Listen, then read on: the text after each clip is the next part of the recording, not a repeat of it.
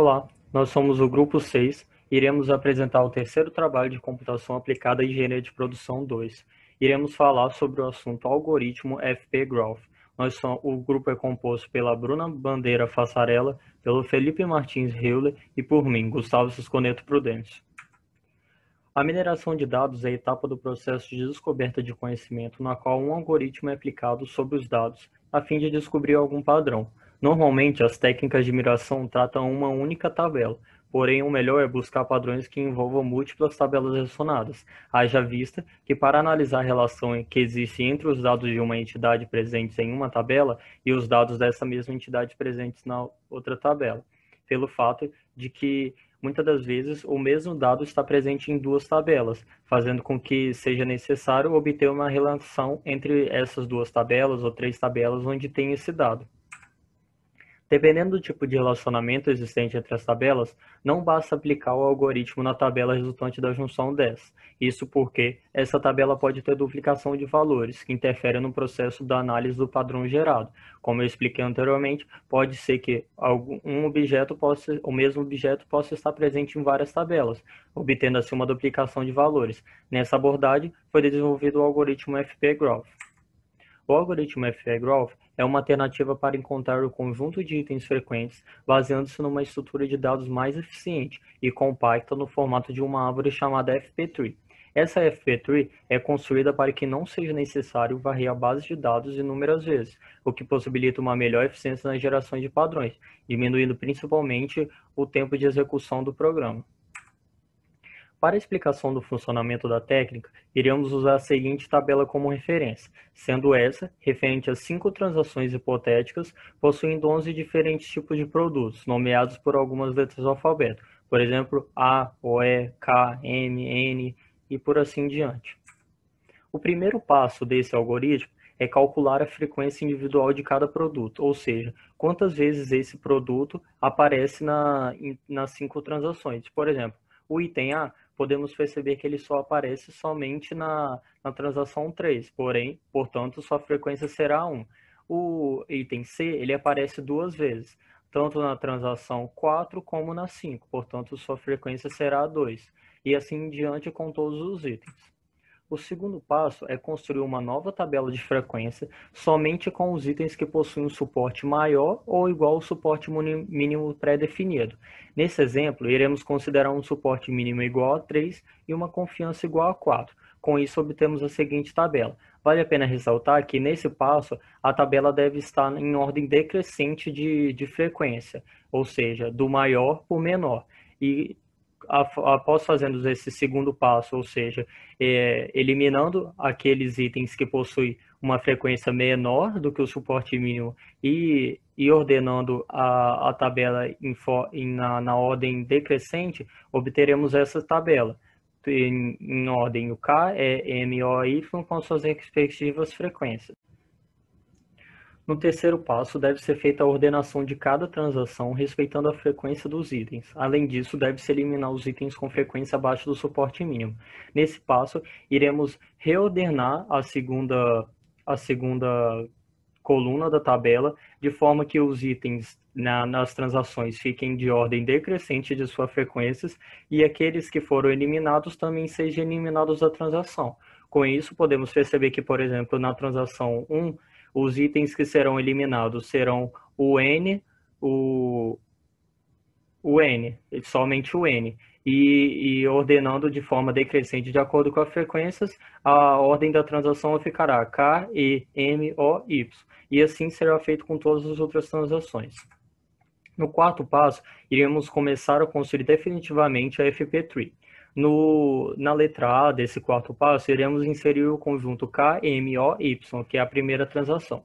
Aqui, todos os itens são inseridos um após o outro na ordem de ocorrência. Além disso, é inicializada a contagem do suporte para cada item como um. O primeiro nó dessa nossa FP-Tree vai ser o null.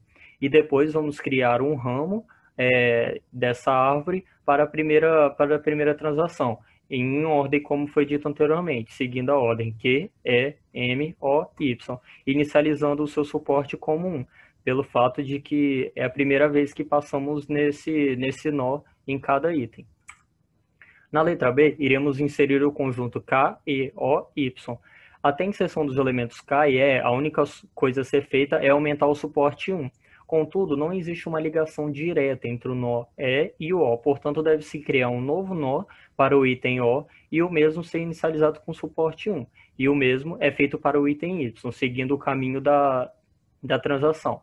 Portanto, aproveitaremos o caminho feito anteriormente para o K e o E, e como o E não segue o mesmo caminho anterior, que seria o M, o próximo item O, criaremos um novo nó para o item O e Y. Inicializamos com o suporte 1, pelo fato de que é a primeira vez que passamos nesse nó no item O e no item Y. Na letra C, iremos inserir o conjunto K, E e M. Nessa etapa, a única coisa feita é aumentar em 1 o suporte dos itens pertencentes a esse conjunto, pelo fato de já ter um caminho criado para K, E e M. Portanto, iremos aumentar o valor de K, o valor de E e o valor de M. Podemos perceber que anteriormente, no passo anterior, K tinha um valor de 2, o item E também tinha um valor de 2 e M tinha um valor de 1. Agora, o K passou a ter um suporte 3, o E também, e o M passou a ter um suporte igual a 2. Na letra D, iremos inserir o conjunto K, E, K, M e Y, desculpa. Nessa etapa, deve ser realizado semelhantemente ao que foi realizado na etapa B. Portanto, iremos seguir o caminho e criar alguns novos nó.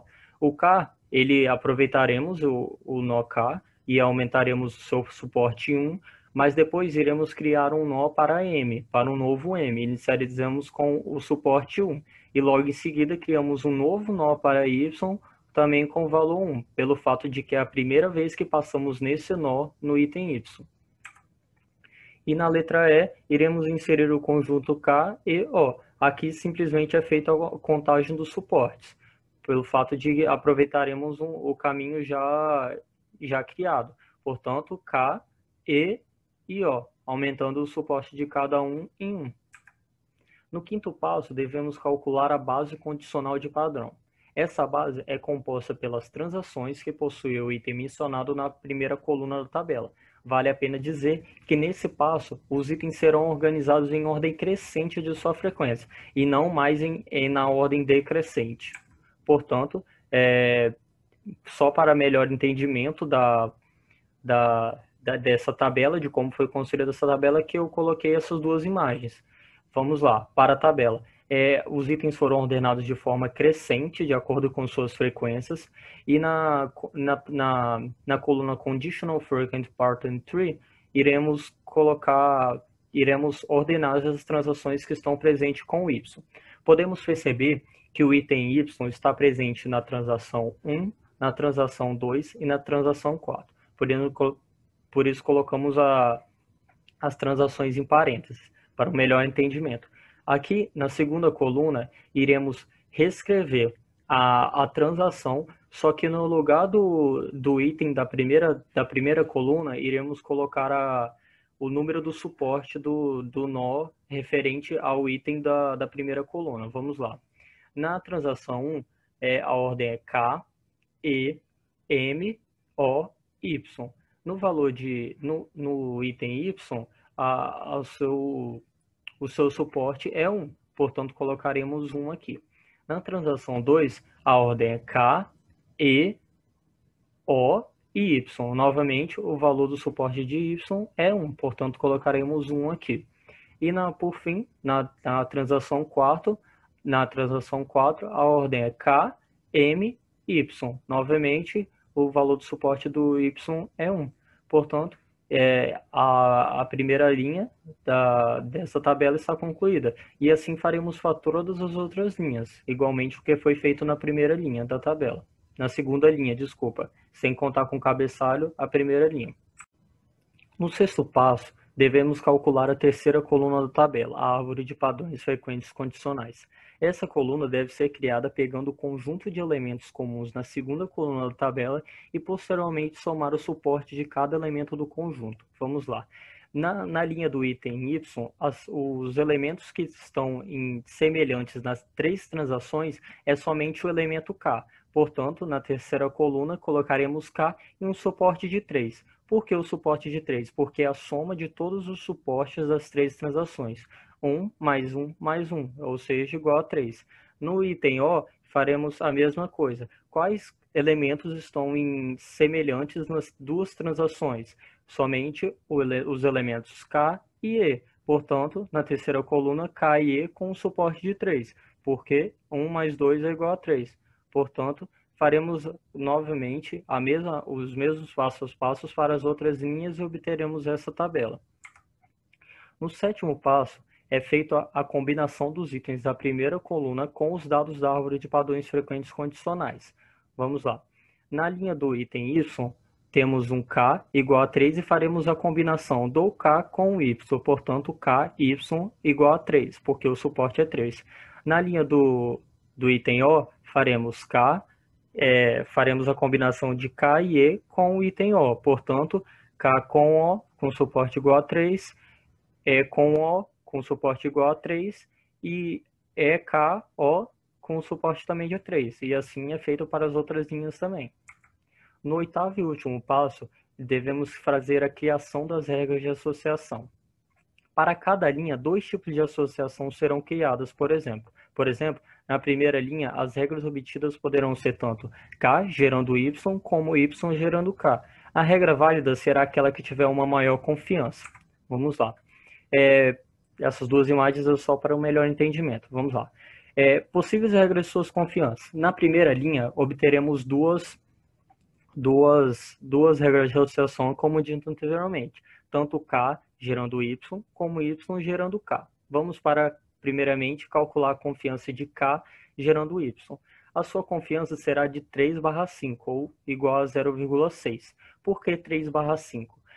O número 3 é referente ao número de transações que estão presentes tanto K quanto Y. Podemos perceber que K e Y estão presentes nas mesmas transações, nas transações 1, 2 e 4, portanto 3. E 5 é o número de vezes que K aparece nas transações. E podemos perceber que em todas as transações ele aparece, portanto 5. Y gerando K, a confiança será de 3/3 igual a 1. Ou seja, 3, porque Y e K aparecem em 3 transações e Y aparece somente em 3 transações, portanto 3/3 igual a 1. Dentro dessas duas regras de associação, iremos escolher a Y gerando K, ou seja, quem compra Y também compra K, porque a sua confiança é maior. E iremos fazer a mesma coisa para a linha 2, 3 e 4. Fazendo todas essas contas, podemos perceber que iremos ter mais 5 regras de associação, totalizando 6. Essa do primeiro slide e mais 5 desse slide. Portanto, podemos afirmar com 100% de confiança que quem compra O compra K, quem compra O também compra E, e quem compra O compra E e K. Na terceira linha, podemos tirar a regra de associação que quem compra M compra K. E na quarta linha, a última linha, podemos afirmar que quem compra E também compra K, com todas essas regras de associação com 100% de confiança. Bom, alguns pressupostos e suposições deste algoritmo. É preciso ter duas tabelas diferentes com dados de mesma entidade para serem relacionados. Os dados devem estar ordenados conforme um critério prefixado e também é necessário ter uma estrutura de dados mais frequente e compacta, que é FP-Tree. Entrando agora nas bases teóricas e cálculos do algoritmo, é o seguinte, ele precisa, como eu acabei de falar, de uma estrutura mais compacta e funcional, que é FP-Tree, para armazenar o conjunto de item sets, para que se possa evitar varreduras repetitivas.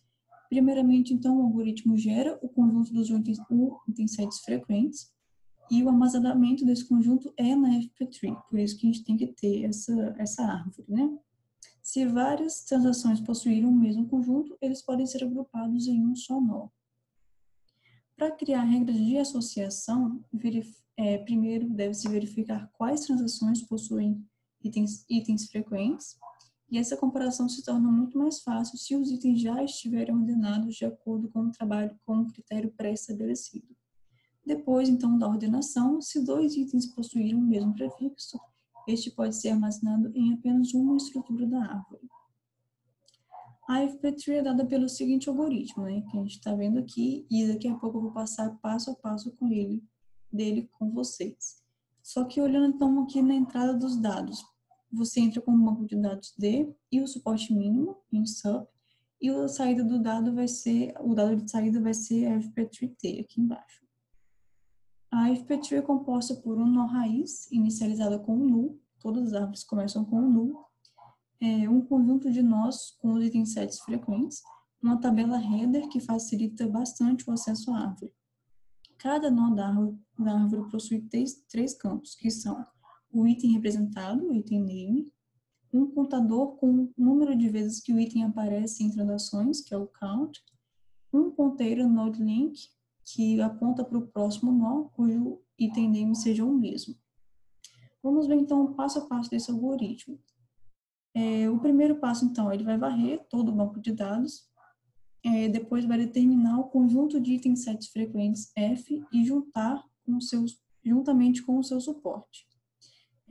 No passo 3 aqui, ele vai criar o conjunto L de itens sets frequentes de maneira que os itens sets fiquem em ordem decrescente de suporte, na ordem decrescente. No quarto passo, ele vai criar o nó raiz da FP-Tree, que será chamado de null. Os passos 5, 6, 7, 8, né, daqui para baixo, vai fazer para cada transação, ele vai selecionar e ordenar os itens de acordo com L e passar como parâmetro para a função insertTree, que a gente vai ver agora aqui como que funciona essa função. Na linha 12 aqui, então, ele vai verificar se já existe um nó com o item em questão. Se existe, ele vai incrementar o seu contador. Caso contrário, vai criar um novo nó e adicionar a árvore. Por último aqui, caso ainda existam itens em P, ele vai chamar a função insertTree recursivamente. Bom, fechamos então. Para a criação da FP-Tree são necessárias duas varreduras no banco de dados. A primeira varredura é para gerar a lista L de itens frequentes, a qual orienta a inserção dos nós na árvore.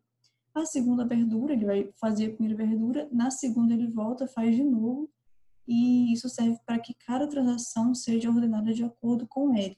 Nessa segunda varredura, ele vai ordenar as transações, para que os itens sejam inseridos na árvore nessa ordem já correta. Bom, entrando aqui então em um exemplo bem tranquilo, e depois disso o Felipe vai nos mostrar um artigo, né, mais completo. E vai mostrar isso também no software. Aqui a gente só vai ver o funcionamento do algoritmo.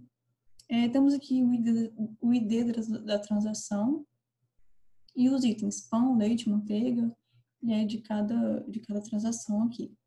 O objetivo dessa ordenação vai ser colocar os itens mais frequentes nos níveis mais altos. Então aqui a gente tem já a FP-Tree formada, é o exemplo dela, e isso aqui tudo com base nessa tabela aqui, né? Isso aqui, no caso, o algoritmo já foi rodado e já temos a FP-Tree para a gente entender como que ela funciona. Nesse caso, a gente tem o pão, que está presente em 3 ramos. E para calcular o seu padrão de repetição, analisa-se os prefixos deste nó. O que vai acontecer, então? Nesse caso, os prefixos do nó pão são o leite manteiga e a manteiga, sendo que esses representam os caminhos que levam ao nó pão, o qual é chamado de base condicional do nó. Essa aqui é a base condicional do nó pão. A base condicional do nó pão guarda informações sobre os padrões que ocorrem juntamente com o nó especificado. Essa base pode ser usada para criar uma estrutura denominada FP-Tree condicional. E essa estrutura, né, a condicional, ela armazena os caminhos frequentes que levam ao nó em questão.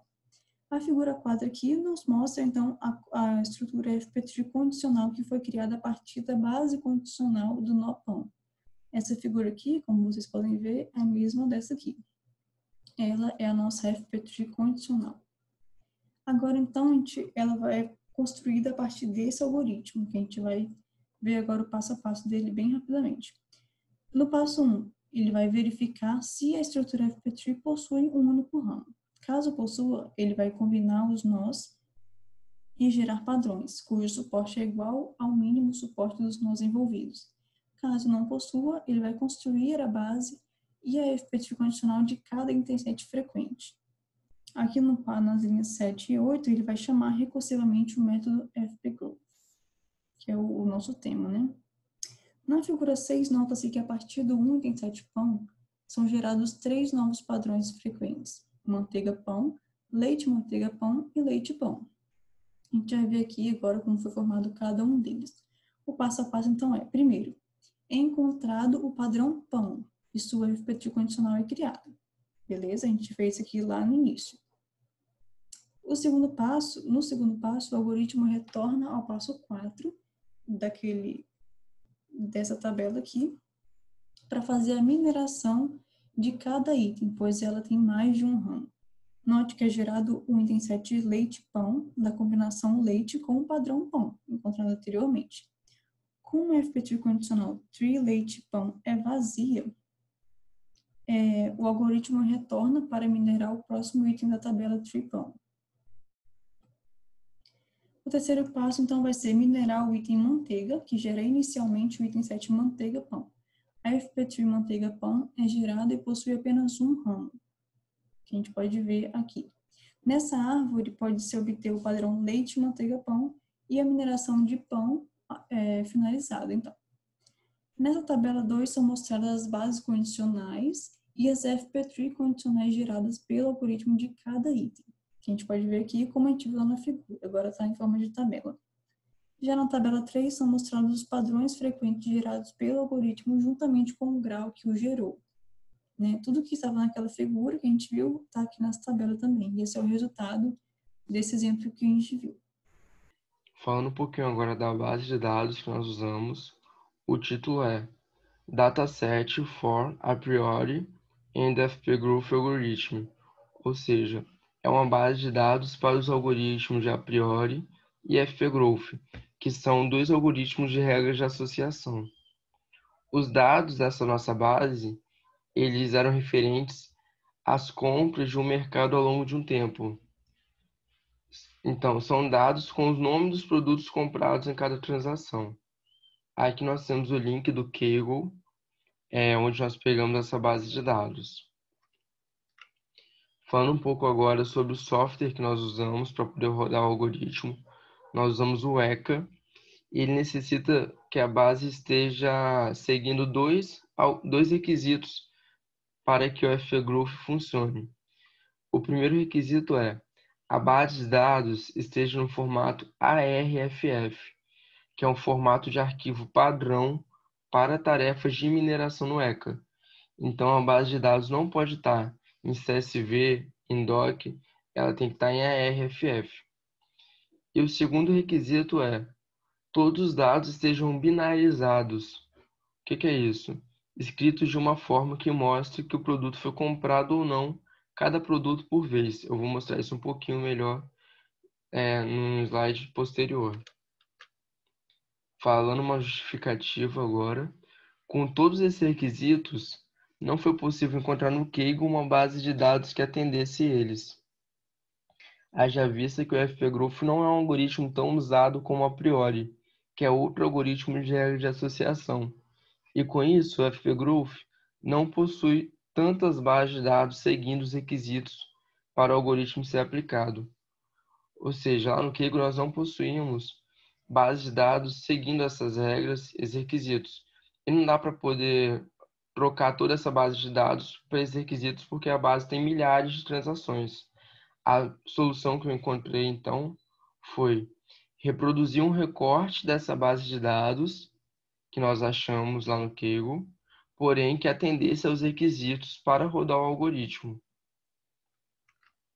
Então, a base de dados lá no Kaggle, ela vinha assim, ó, Lace, Coffee Powder, Butter, iogurte, enfim.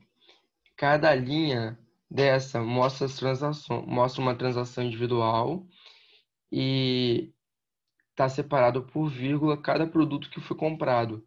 Ou seja, então, nessa segunda linha, por exemplo, o cliente comprou só esses dois produtos, ghee e coffee powder. E, então, o que nós precisávamos mudar para poder seguir os requisitos? eu precisei mudar a base de dados para esse formato que está aqui embaixo, onde aqui está de uma forma binarizada e cada produto por vez. E esse aqui é o formato ARFF, os dados estão no formato ARFF aqui embaixo. Ou seja, como é que, explicando ela um pouco para vocês. Tem @relation shopping para poder mostrar que era uma compra, né? E nós colocamos @attribute e colocamos o produto na frente, lace, coffee powder, butter. E na frente do produto nós colocamos yes ou no, ou poderíamos colocar 0 ou 1, que é poder mostrar que está no formato binário. E lá embaixo nós colocamos @data e nas linhas embaixo colocamos yes ou no, referente a cada produto se ele foi comprado yes, se ele não foi comprado, nós colocamos no.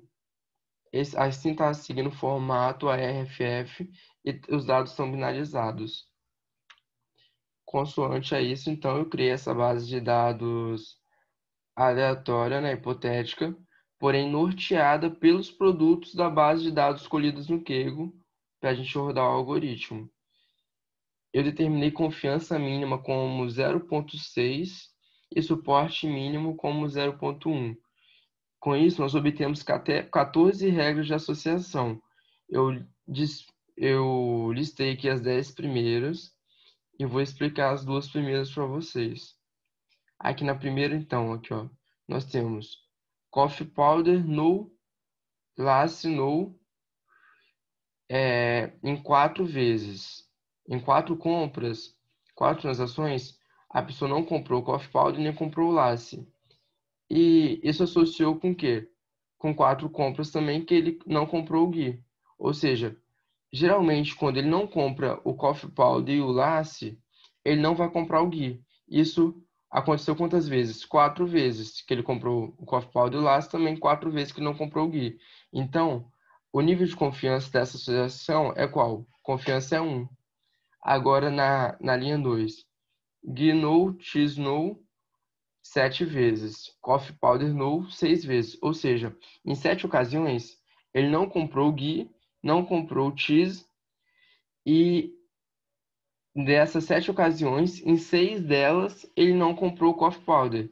Então, a confiança não pode ser 1, né? Porque não foi nas 7 vezes, foi uma menos. Então, a confiança é 0,86. Consoante essa explicação, segue todas as embaixo, né? Então, agora eu vou mostrar como nós chegamos nesse resultado através do ECA. Eu pesquisando aqui, vou abrir o ECA.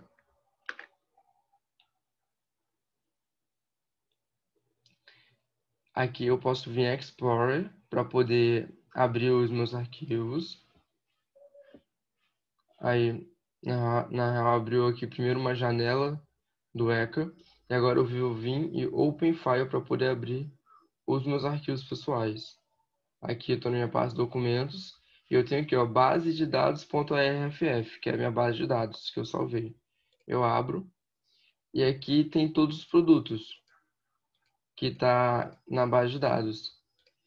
Então, eu posso vir aqui na aba Associate e vou escolher aqui a regra de associação, aqui em Choose. Tem aqui, ó, a priori, Filtered Associator, nós criamos o FP Growth. Eu clico, eu vou clicar aqui agora nesse retângulo branco para eu poder colocar algumas métricas.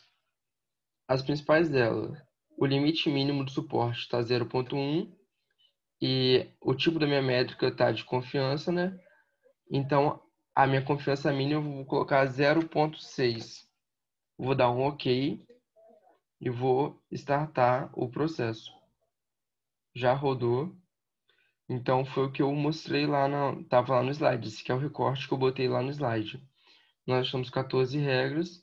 Estou dispondo aqui as 10 primeiras. E aqui, ó, a primeira, como eu tinha mostrado, confiança 1. A segunda também. É isso. Eu minimizando aqui o ECA. Aqui, então, tem as referências que nós usamos, né, os trabalhos, e aqui também a base de dados que nós usamos. Obrigado por quem assistiu até agora. É isso.